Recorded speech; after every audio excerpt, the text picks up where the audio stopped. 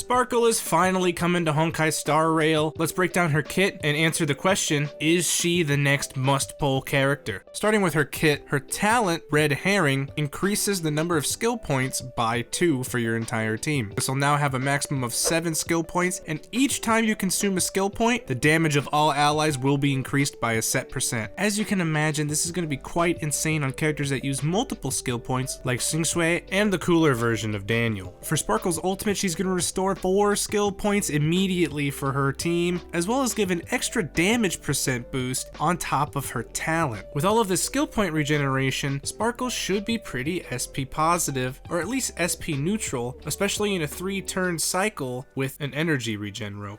Now let's talk about Sparkle's skill. This skill is going to be insane for increasing crit damage of an ally, because it's probably going to be based off of Sparkle's own crit damage percentage. Because of this, we're probably going to be building her a lot like Bronya. But that's not all, folks, because Sparkle's skill also advances forward the ally she uses it on. Not only does this widen the potential pool of teams you can use with Sparkle on it, it also increases her diversity of light cones that she can use, including Bronya's signature. But of course, we'll talk about the right way to build Sparkle in an upcoming video very soon. Now, with all of the important kit out of the way, we can really theory craft and think about what her good team synergies are going to be. As a quick note, each Harmony character has their own style, their own way of play, so none of them are really going to get replaced by Sparkle. But we will of course be using them as references. As you can see in this old team guide, we'll pretend that Bronya is Sparkle. Of course, we already know that she's going to pair well with Donghong Ambassador Lune and Xingxue, as well as be an insane hyper carry support for all of your DPS in general. And then if you pair that with a Tingyun or Ron Mei, that's going to be some crazy amount of damage that's being given to the entire team. Not pictured here is Mono Quantum, because I lost on Sela twice and I lost on Fushuan for Yanqing, everybody's favorite ice gremlin. But Mono Quantum will definitely be a top-ranking team with Sparkle. She's going to boost that insanely well, especially if you give her the Penacony set for her planar ornaments. And while I was uploading this video, Hoyo dropped her traces, making Quantum even better. Sparkle's first major trace is regenerating additional energy off of her basic attack. I wouldn't expect this to be too much, but it is still worth noting because it will make that 3-turn ult cycle a lot easier. Artificial Flower says that the crit damage boost effect will last until the target's next turn, so your DPS get an extra turn of that crit damage boost. And Mono Quantum enjoyers can rejoice because Nocturne increases all allies' attack, but additionally increases per ally that is Quantum type on the team. With all of this crazy versatility that Sparkle has, she's going to fit into a ton of these teams, but it's still important to find that balance of your Harmony characters since they're all successful in their own way. Another factor indicating Sparkle's value is of course the banner she's on, as well as her light cone banner. Also remember that Jin Yuan is the rerun for the second side of the patch here, so all of you Air Edition lovers are going to want him or that amazing light cone he has. Sparkle's banner also does have immense value just because of Xingxue and Han, but of course the rat is here to make sure it's not a perfect banner. The 4 stars on the light cone banner are actually very usable in their own right as well. Planetary Rendezvous will be an immediate success for Sparkle because of a Mono Quantum damage increase. The other 2, Under the Blue Sky and Genius's Repose, are nothing to scoff at either. With all of this in mind, we very well could see Sparkle be the next must-pull character, depending on what percentage her crit damage boost, her damage boost, her talent. In addition to all these damage boosts on the skill points, it feels like you could write a whole novel on what Sparkle does in her insanely versatile kit. If we also consider the strength of characters moving forward from 2.0, Sparkle has immense value in her versatility. Black Swan is proof of this. She is insane. She hits so hard and she's amazing on Nihility teams, and that was the first character of 2.0. With Sparkle being so diverse with the crit damage and all the boosts she gives, she can plug and play into a lot of these teams moving forward, so that makes her very future-proof as well, no matter who we get down the stretch in 2.1, 2.2, 2.3, and onward. For all of this, in my opinion, Sparkle is 100% a must-pull character. But I want to hear from you guys as well. Let me know in the comments below what you guys think of Sparkle. Are you going to be pulling for her? And if you are, best of luck to all of you. Subscribe and follow for more Honkai Star Rail, and I'll see you in the next one. Bye for now.